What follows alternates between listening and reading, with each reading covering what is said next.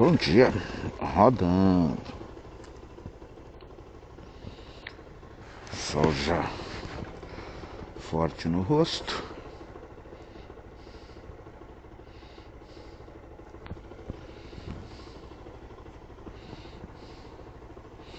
E a gente pronto pra sair pra luta, né?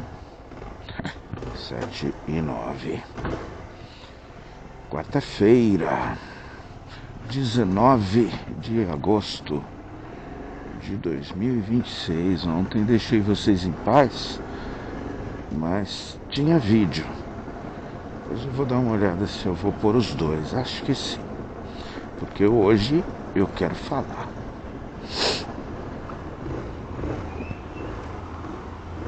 Hoje é Dia Nacional do Ciclista. Eu tenho orgulho de dizer que eu já fui um desses ciclistas que vão para o trabalho de bike. E tem uma ligação exata com a outra coisa que eu quero dizer, que é sobre o senhor Roberto Targino. O conhecido Roberto Claudino tinha uma dupla de amigos nas faculdades integradas Campos Sales, principalmente entre os anos de 2000, não, de 2000 nada, os anos de 1995 a 1997. A dupla era o Roberto Claudino e o Marcos Targino. Um amigo querido que eu conheci na faculdade, um amigo que veio da luta, veio da simplicidade e da honestidade, de uma formação decente e que tornou-se mais um dos meus queridos e orgulhosos amigos que eu tenho muito orgulho de ter.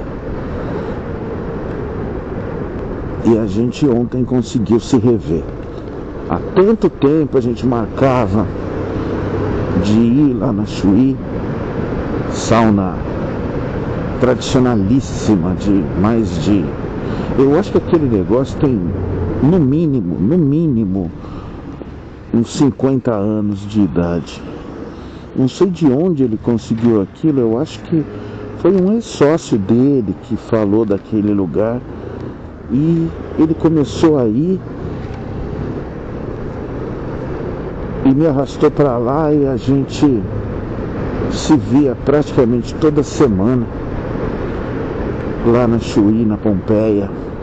Os senhorzinhos da região se encontravam lá para bater papo, para tomar uma sauna seca, uma sauna a vapor, cascata de água, banho turco, uma porrada de coisa. E enfim, a história desse amigo é essa. A gente se conheceu na faculdade. Nos 2 primeiros anos da faculdade a gente entrelaçou a amizade, estreitou a amizade, e depois a gente se afastou um pouco.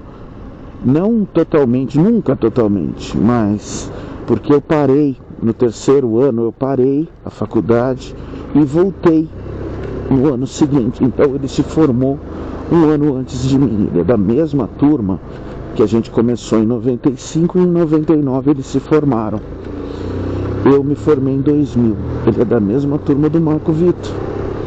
E ele é do mesmo grau de afinidade, de amor e de carinho que eu tenho com o Marco Vitor. Famílias. Eu sendo convidado para coisas que são exclusivamente da família. Tem muito em comum. Muito em comum. Ele deu um apartamento para a mãe dele, chamou todos os irmãos, sobrinhos, tudo. E eu e a Glaucia éramos os únicos em vários eventos onde só tinha pessoas muito próximas, muito queridas. Enfim, tem uma história com ele da gente ter se ajudado muito efetivamente, muito. na vida, na correria. Tenho muito orgulho disso. Nossa história começa na faculdade. Depois, quando eu mudei de sala, o contato foi um pouco menor, mas nunca ausente. Depois da faculdade, nós conseguimos nos ver muito mais. E a gente teve um período aí de 1 a 2 anos, eu não vou lembrar exatamente, onde a gente toda quarta-feira se via, um dia da semana a gente se via. Íamos para tomar uma cerveja. Primeiro começávamos na Chuí e depois íamos para tomar uma cerveja em algum outro lugar, para fora. Enfim, tempos em que de vez em quando exagerávamos na farra. Cheguei a dormir na casa dele. E eu digo isso com a maior tranquilidade, sei que ele não ia ligar para isso.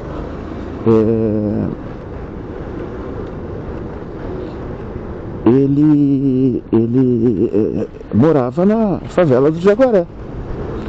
Uma casinha simples e deliciosa. Uma madrugada a gente chegou, não sei se ele estava sem carro, enfim, e ele me ofereceu para dormir na casinha dele lá.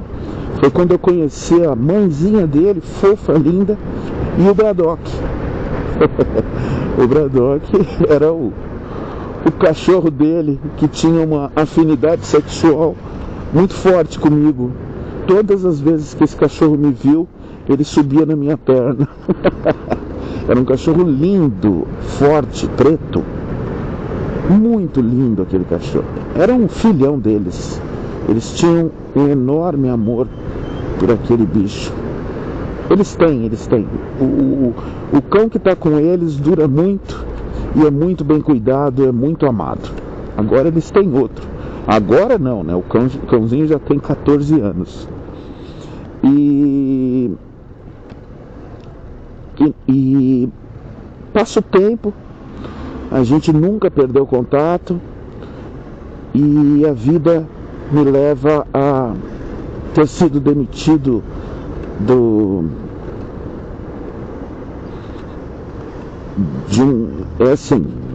desempregado muito tempo, não conseguia recolocação na minha área, no que eu fazia, no que eu era bom para fazer, eu acho, né? Aí, essa rodona ficou bonita, hein, mano? Tá invocado o bicho. No meu tempo a gente falava invocado. Muito tempo não conseguindo colocação, fazendo bico no Fabrício, no desmanche, bem descontente, bem insatisfeito. E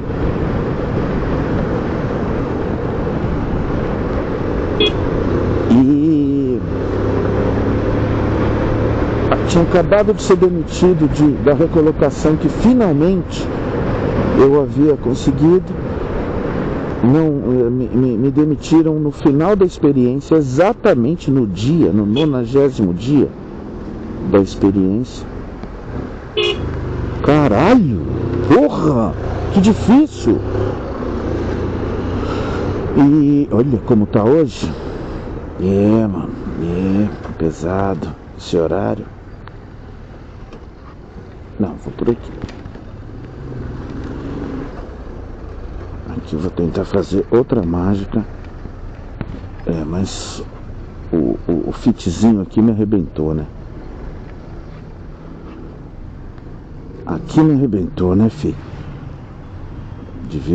Errei totalmente aqui a rota. Puta que pariu, velho. Que raiva.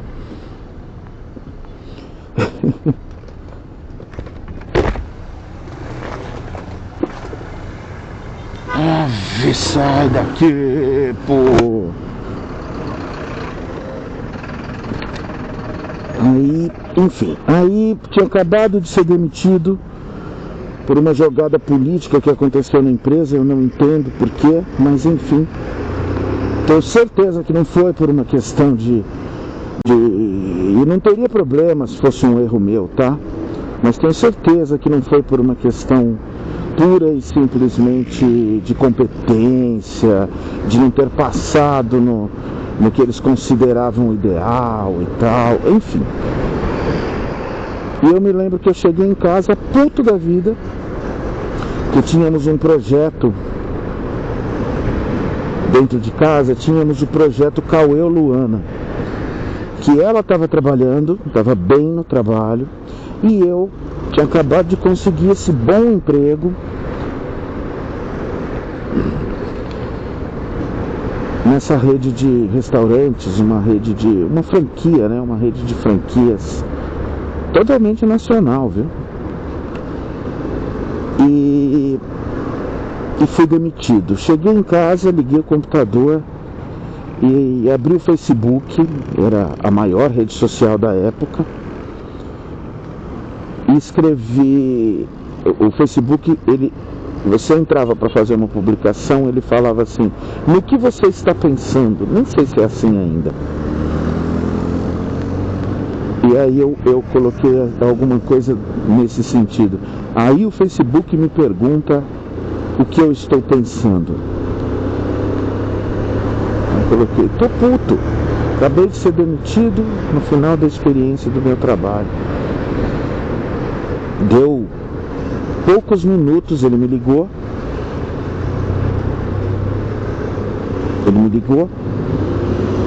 E falou: vem aqui bater um papo, tô precisando de ajuda aqui, talvez a gente possa se ajudar. Fui lá, a gente conversou, ele me explicou um projeto. Assim, peraí, eu tenho que voltar um pouquinho no tempo, porque ele havia montado há muitos anos anteriormente uma agência muito boa, uma agência de emprego, que teve seu sucesso grande. Ele conquistou um patrimônio legal e tudo, tanto que durante todo esse tempo que a gente ia pra farra, ele pagava tudo, sempre. E eu falava: tô ferrado, tô arrebentado, e ele pagava tudo, sempre, não deixava eu pagar, durante esse 2 anos. E deu errado a agência, e ele começou do zero. Começou do zero. Mas sabe o que é do zero? É ele me ligar na empresa e falar assim: cara, você pode me emprestar seu nome para eu alugar uma sala aqui na 12 de outubro, na Lapa, para começar a minha agência? Sem pensar, claro, sem problema nenhum. Vambora. E eu lembro que eu ajudei ele a comprar a primeira impressora, uma impressora jato de tinta. Ele recomeçou.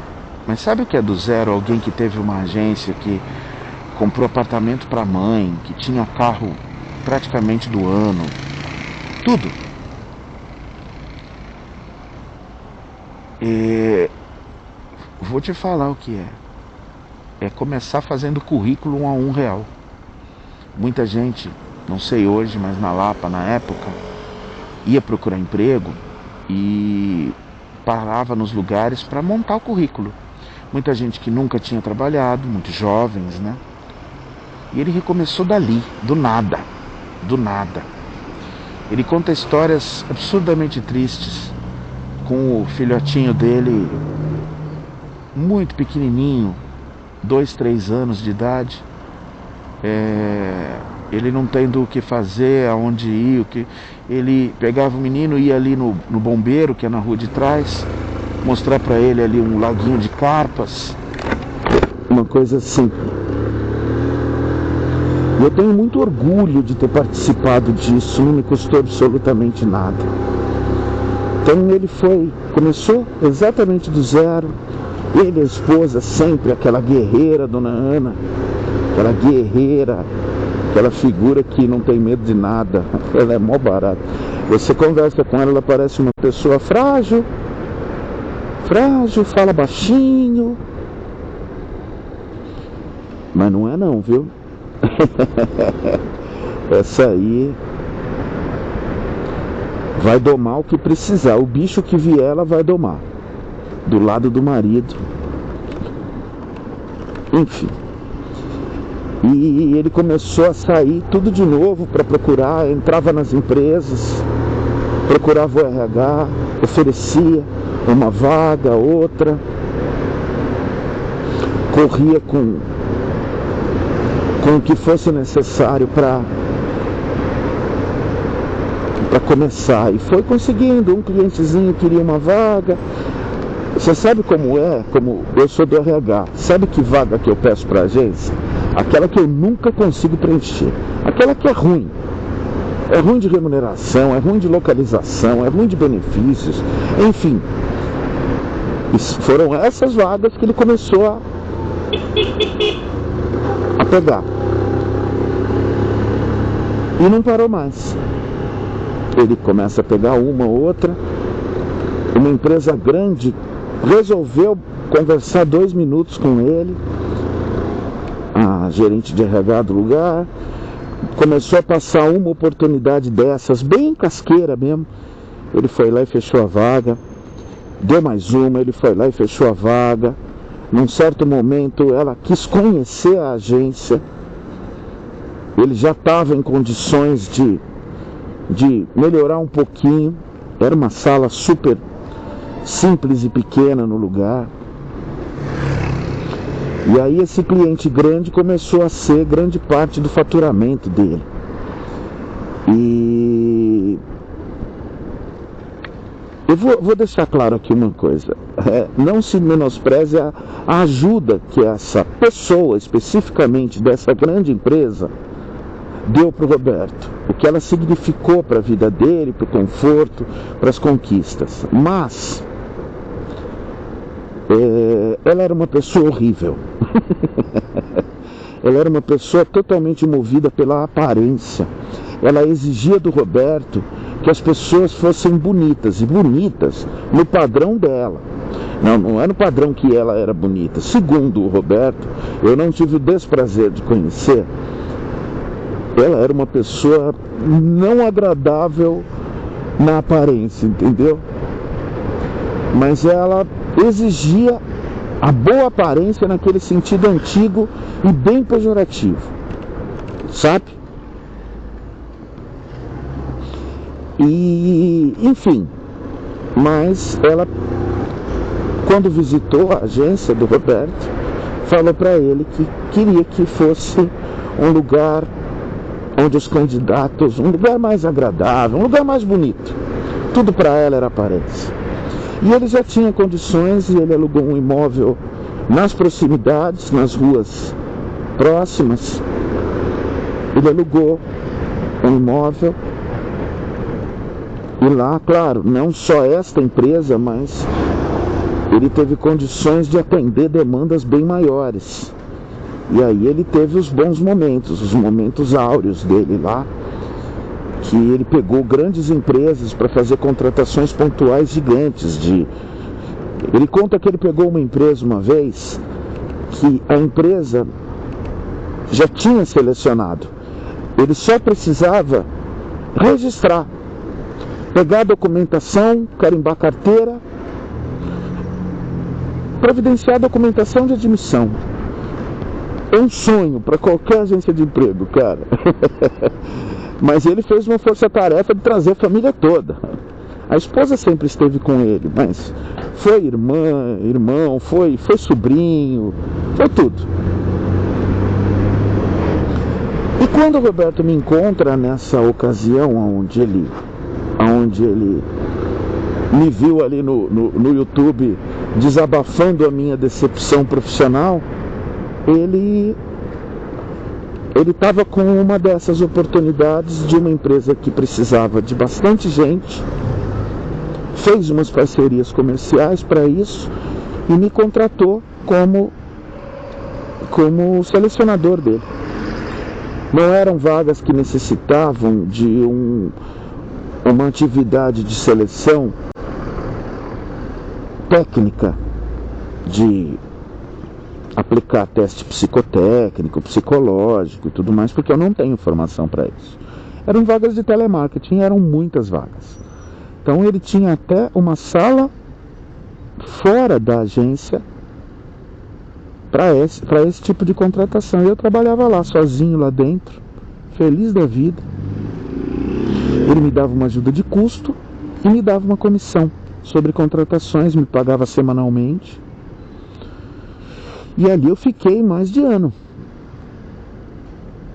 Eu fiquei de junho de 2009 a novembro, finalzinho de novembro de 2010. E o convívio era maravilhoso. Foi muito bom trabalhar com o Roberto. Ele foi um chefe que não era chefe, ele era um amigo, um companheiro.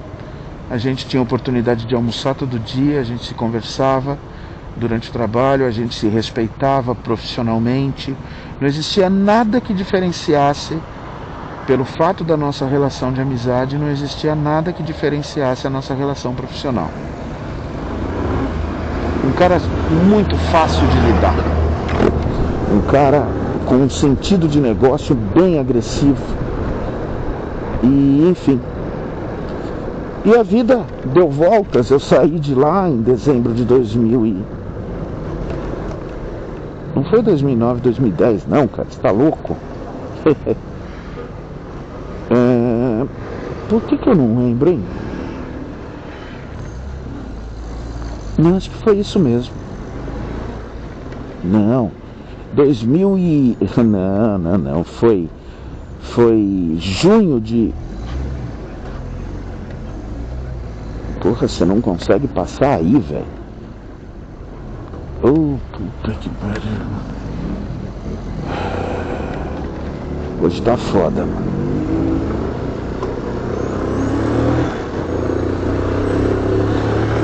Foi junho de 2012 a novembro de 2013.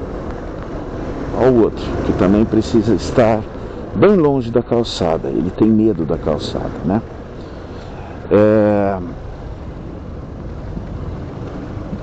E foi um convívio sensacional. Foi lá que eu informei para eles que eles seriam tios.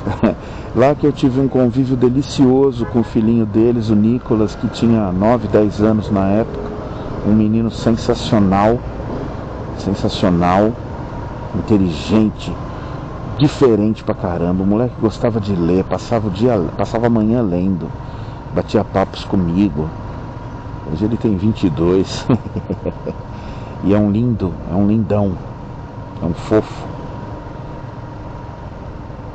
Tá correndo, tá trabalhando, tá indo atrás das coisas.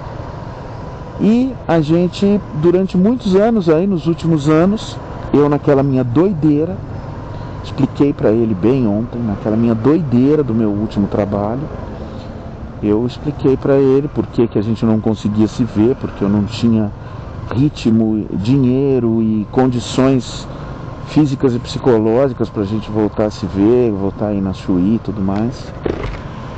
E eu encontro ele bem. A gente se reviu no ano passado, no aniversário de casamento de um amigo em comum, de um querido irmãozão da gente em comum, que também participava dessas cervejas e correrias do dia a dia. Olha o que as pessoas fazem no trânsito, velho.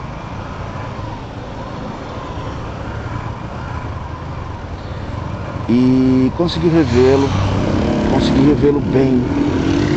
A família é bem, tá num outro negócio já. Hoje ele tem uma cantina num colégio lá na Zona Sul. Acorda às 4h30, ele é patroa e a equipe, e ficam até o final da tarde. E enfim, estão bem. Isso garante um conforto para eles. E a gente contou as coisas que aconteceram. Resumidamente, né? Resumidamente. Então, assim, estou muito feliz A gente se comprometeu a todo mês, uma vez por mês, dar uma passada na Chuí, bater um papo, tomar uma cerveja, tomar uma sauna, voltar a curtir nossa amizade. E eu quero arrastar o Marco Vitor para lá. Quero trazer essas duas famílias para perto de mim. Quero ter eventos onde esteja o Roberto também e a gente fique bem. Foi maravilhoso, foi maravilhoso. São as minhas 3 loterias, né? Eu costumo dizer, né? A família que eu nasci, minha mãe e meus irmãos, a esposa e a família dela que eu ganhei, são anjos na minha vida. E esses amigos desse naipe, eu coloco aí, das pessoas que eu estalar o dedo e precisar de ajuda, vão correr para me ajudar, sem me perguntar, sem me questionar, sem me julgar e sem me cobrar. A família, são essas famílias: Marco Vitor, Roberto Targino, Alessandro Vitor, Sidney Novaes, Júlio César. Principalmente esses são pessoas que estamos em contato frequente, estamos sempre curtindo a nossa presença, mesmo que seja só no bom dia, meu camarada, como é que você tá? Tá tudo tranquilo? No corre aí? E a gente se esbarra sempre, né? É isso. E eu hoje tô explicando um pedacinho dessa minha terceira loteria, que são esses amigos. Pessoas que querem o meu bem. Olha, ele entrou pela direita, foi para a pista da esquerda, sem dar seta, mas tá tudo bem, né? Esse aqui tá com muita pressa, né?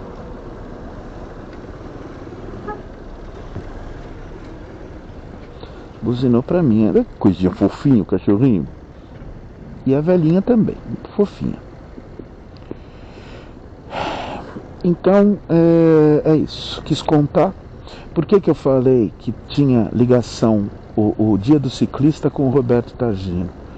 Porque durante um tempo eu ia de bicicleta trabalhar 15 quilômetros dali da minha casa de Osasco até a rua Gomes Freire, esquina com Afonso Sardinha. Pelo menos umas 3 vezes por semana eu ia de bike.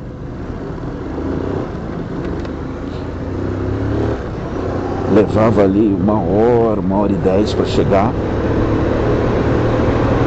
Super perigoso. Pegava um pedaço da Marginal, pegava a Marginal da Castelo Branco ali, depois um pedacinho da Marginal, para atravessar certos lugares. Era sempre muito perigoso, muito complicado.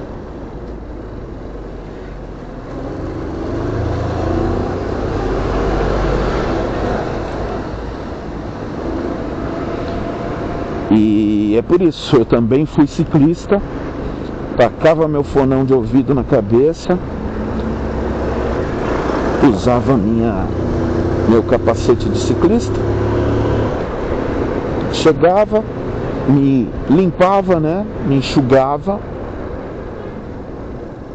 Isso foi até enquanto eu trabalhei lá. Foi pelo menos aí 1 aninho de bike,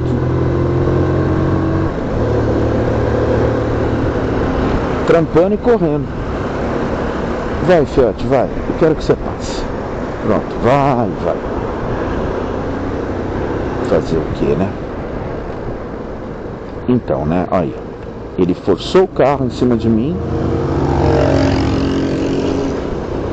e ia entrar pertinho. Registro feito, eu já fui um ciclista, já colaborei com o meio ambiente e com a minha forma física, né? E a minha admiração, carinho e respeito pelo Roberto Targino, sua família linda, que sempre nos receberam como se fôssemos um deles. Isso acontece com o Marco e com mais os outros nomes que eu falei. Eles me incluem dentro da casa deles, dentro da família, da vida pessoal deles. E é muito bom saber isso. Bom dia, trampo. Tô chegando.